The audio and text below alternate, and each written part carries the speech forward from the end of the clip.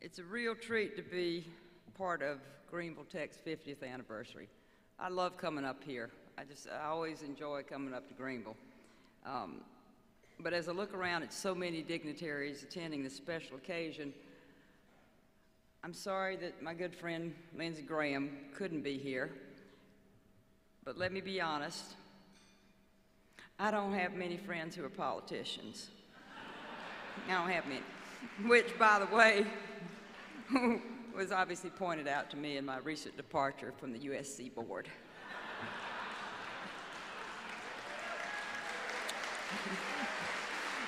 maybe, and all I can say about that is thank goodness politicians don't run Augusta National.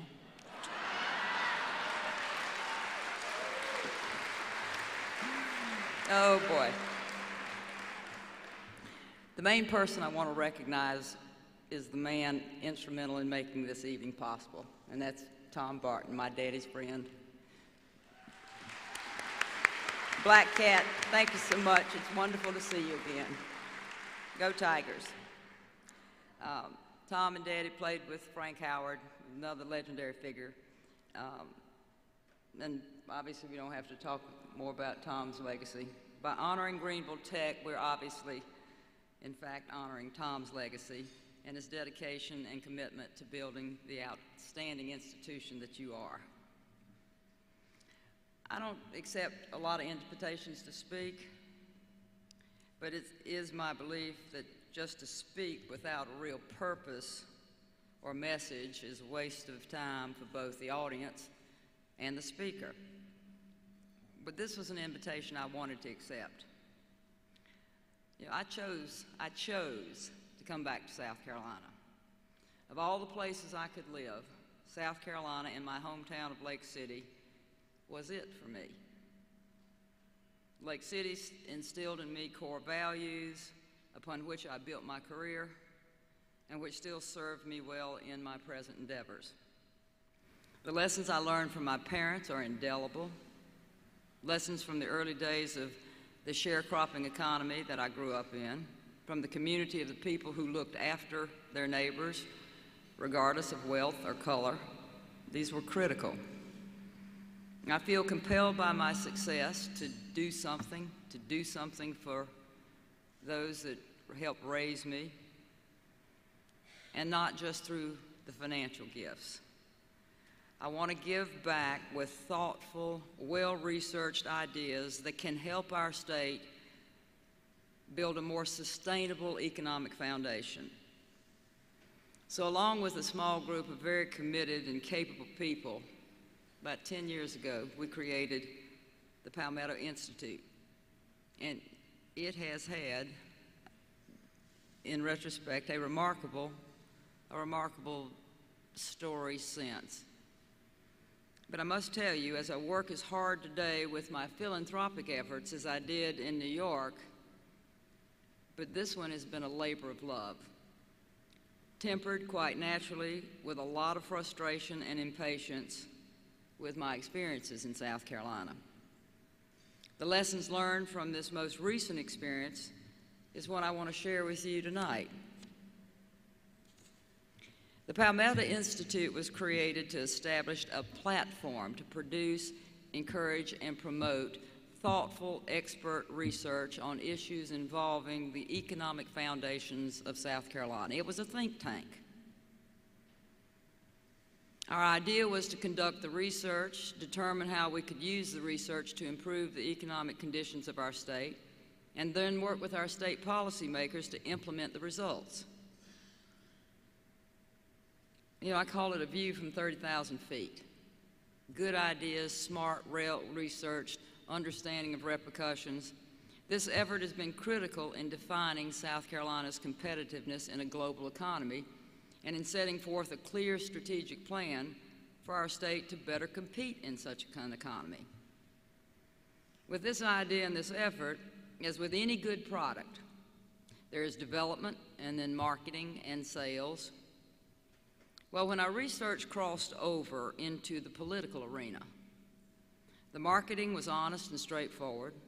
It pointed out that legislation under consideration would damage our tax structure, put an undue burden on businesses and public education, and distort one of our key economic drivers. I think you can all project how the sales outcome worked with this batch of research. We were told at the time when we went and presented the results of our research that the train had left the station. And basically, we either get on the track or get run over. Suffice it to say, this experience was enough for me to realize that our approach of seeking reforms from the top down was critically flawed. Critically flawed. So I tried to take some advice that I'd offered others and that had once been given to me. If the horse is dead, dismount. And we did. And we did. We dismounted. We dismounted, and the Palmetto Institute now looks for willing partners to work with in developing real solutions. Not only do we still do the critical research, but we now collaborate with other organizations, agencies, and local governments.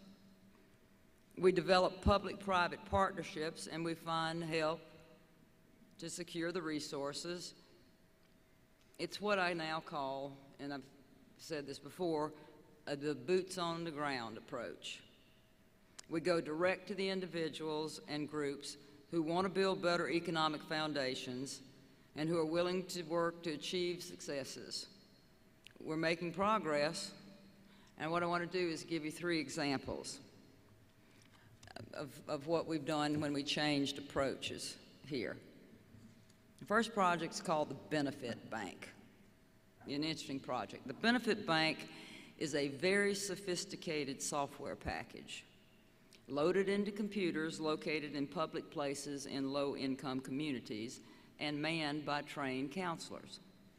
It allows individuals and families to simply answer selected questions posed by the software to determine if they are eligible to apply for any type of support, such as earned income credits, work training, health care, food stamps, and on and on. Then, with the counselor's help, the applications are completed and sent out to the appropriate agencies, federal and state, and all without having to stand in the long lines at every single agency and fill out separate applications. Through the generous initial funding by Blue Cross, the Blue Cross Blue Shield Foundation, and the Duke Endowment, and with the leadership of the South Carolina Office of Rural Health, the Benefit Bank has processed in excess of 29,000 applications and has captured more than $72 million on behalf of eligible households in South Carolina. Now, this is a very good thing. The Benefit Bank is now serving low-income communities across the state, and it is being operated with private dollars, not taxpayer dollars. It's being operated efficiently, and I might add, compassionately. And this is a drop in the bucket of what the people of South Carolina are eligible for. We estimate somewhere between $500 and $800 million. That's a whole nother, we could roll this out throughout the whole state. It's a funding and a servicing issue. But so far, and it's just started, we've $72 million. So it's a good start. The second example is the effort we undertook to bring Teach for America program to South Carolina. As you know, many of you know, Teach for America is a national organization that identifies the very best and brightest graduating seniors from the top universities each year and selects only a small number to commit for a period of 2 years to teaching students in the lowest performing schools with the highest poverty rates. It's like signing up for the Peace Corps to teach. Domestic Peace Corps is what it is. Last year, for example, Teach for America accepted only 4,500 students from an application pool of 48,000, which included 12% of the graduating class from the Ivy League schools. They want to come in and be part of this. If accepted, these kids have to spend a summer training in a place like the Mississippi Delta. The first Teach for America contingent in South Carolina consisted of 30 graduate teachers in the PD region. I don't know why they came to the PD. Might have been maybe because I was there. But because of their successes and the demand from other areas in the state, I am very proud to tell you that today, this is only school year 2, that we now have 110 Teach for America graduates in South Carolina. They're all over the state. I'm very proud of this. It's very good for us. But before our effort, South Carolina was the only state in the Southeast that did not have a Teach for America program, even though independent studies have shown remarkable student progress in the classes taught by Teach for America teachers. And then finally, the third example I want to give you is this is my pride and joy. This one my heart is all connected to this one. We're using the lessons and the teachings and the research, the very scholarly research that we received from Michael Porter, who is a professor at Harvard, who's one of the world's experts on regional competitiveness. We're using what he taught us in our research about building economic foundations to attempt to transform a small, economically challenged rural community into a vibrant, growing community that will be able to attract people to visit and live and keep its most treasured assets, its young people, from having to leave to find a better future. This small rural community, big surprise, is Lake City. And most important, that we are chronicling everything we're doing. We're keeping a detailed record of our activities, and we're using metrics to measure what is successful, so hopefully we will be able to use these same ideas to help other communities create a blueprint. This change in philosophy and direction by the Palmetto Institute is exactly why I'm here tonight. Greenville Tech and the community it supports gets it. You understand that because you squeeze everything possible out of the state and federal levels, but that at the end of the day, this institution and this community know, as a wise person once said, when you need a helping hand, you look at the end of your arm. You understand Greenville's most powerful asset is your human capital. Tom Barton grasped it back during a time when it wasn't cool to talk about improving workforce skills after high school. Our leaders proudly marketed our state as a great state to locate because we had plentiful labor at very low wages.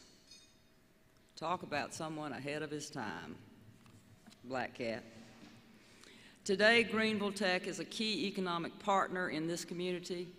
When I decided to accept your invitation to speak, we asked Bob Howard to send us information and data to review.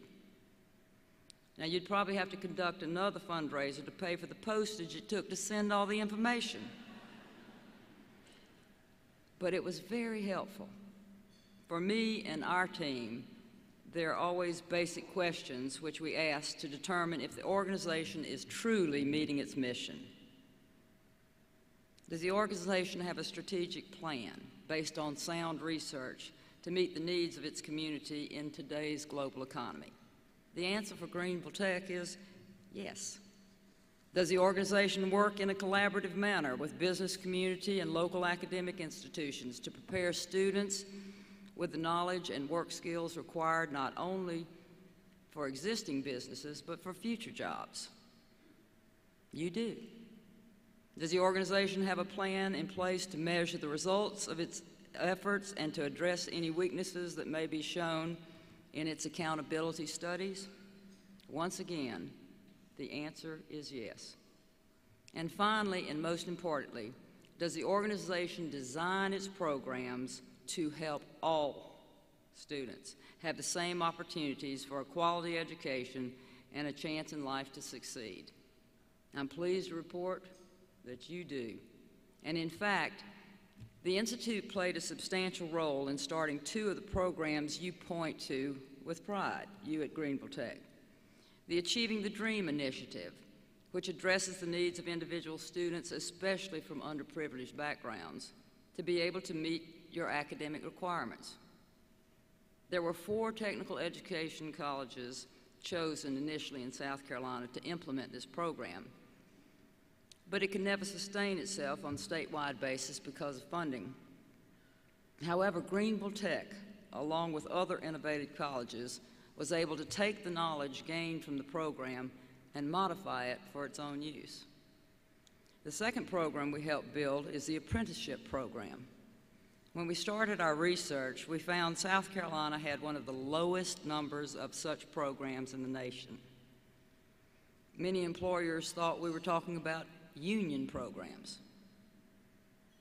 However, once businesses understood that these programs were highly successful in BMW and other multinational firms operating in South Carolina, then with collaboration from the technical education colleges, the incentives to businesses, apprenticeships have really grown and will continue to grow due to your efforts.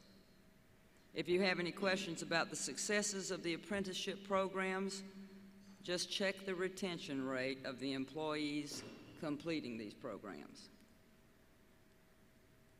These are just a few of the many innovations and attended successful programs you have here at Greenville Tech. Jeffrey Canada, the guy that founded the Harlem Children's Zone for underprivileged kids up in New York, spoke in South Carolina about a year ago.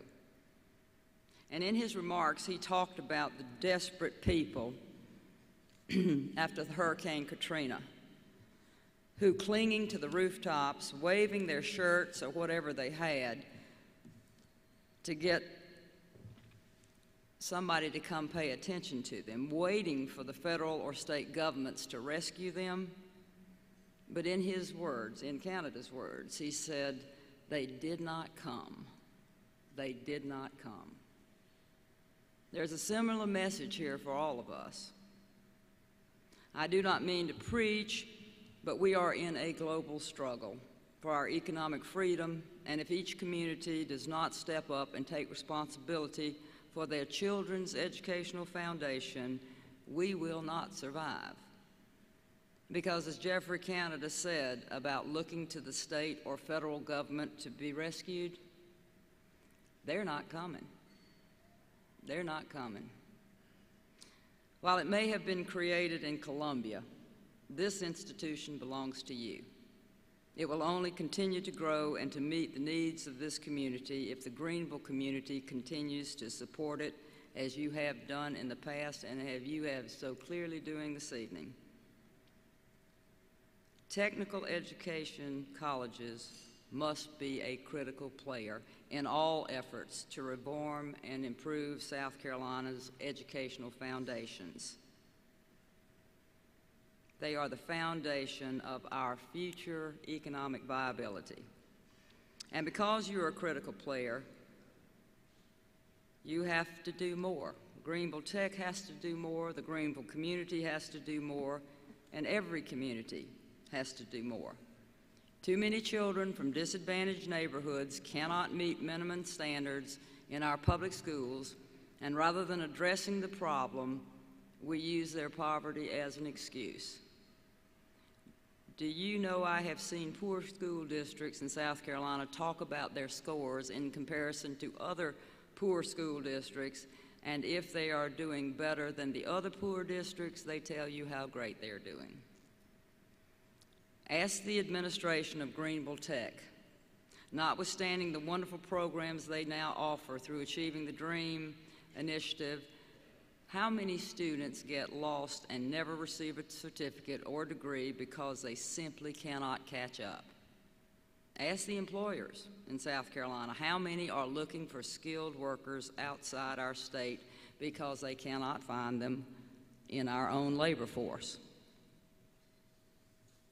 These are the leaders who will listen to you Tom Barton is an exemplary model. Jim Barker and David Wilkins at Clemson are now leading an effort at Clemson not just to have a good school of education, but to have the best, most reform-minded school in South Carolina and in the nation. It's a huge step, but they realize they have to do better. We cannot continue to leave these children behind under the excuse of poverty.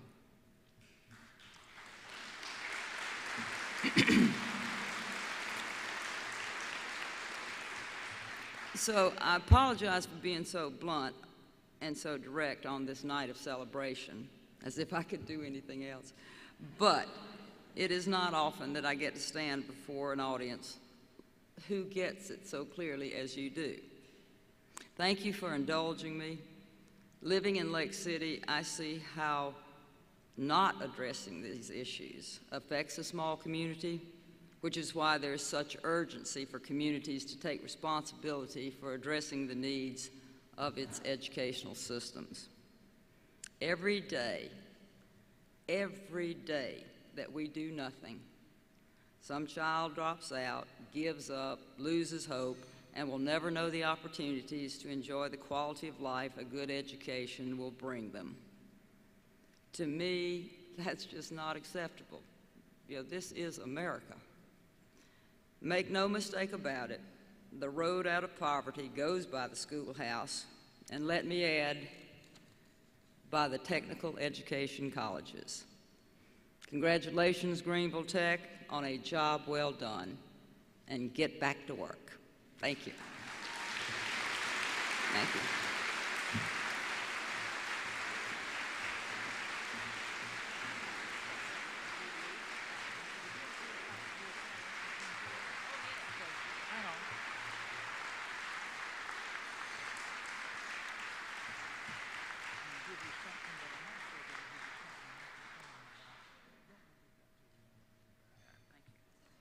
Darla, I'd like to give you a anniversary book that's also signed by Tom Barton and by Dr. Keith Miller, and we thank you so much. I hoped you'd come up here and just tell it like it was, and you really did tell it like it was, and so thank you so very, very much. And